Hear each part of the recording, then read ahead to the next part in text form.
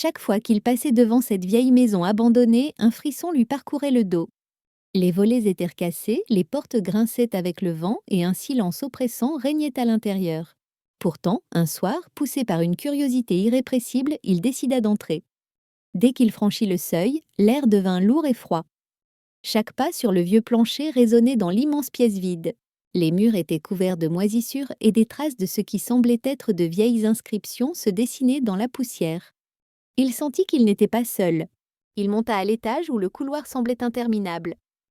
Les fenêtres cassées laissaient passer la lune, projetant des ombres qui dansaient comme si elles avaient leur propre vie. Soudain, un bruit sec le fit sursauter. Une porte venait de se refermer toute seule derrière lui. Il tenta de reculer, mais une force invisible semblait le retenir. Les murs se mirent à murmurer, des voix indistinctes, comme des chuchotements d'anciens habitants. Il voulut crier, mais aucun son ne sortit de sa bouche. Au fond du couloir, une silhouette apparut. Floue, indistincte, mais clairement humaine.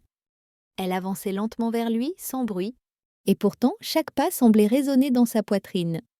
Il recula, trébucha et tomba sur le plancher froid. Dans un élan de courage, il se releva et courut vers la sortie. La porte était bloquée. La silhouette le suivait, se rapprochant à chaque seconde. Il réussit enfin à l'ouvrir, s'échappa dans la nuit glaciale et ne retourna jamais dans cette maison. Depuis ce jour, les habitants du quartier racontent qu'on peut entendre certaines nuits des cris étouffés et des grincements venant de la maison abandonnée. Personne ne sait exactement ce qui s'y passe, mais tous s'accordent sur une chose, il vaut mieux ne jamais y entrer.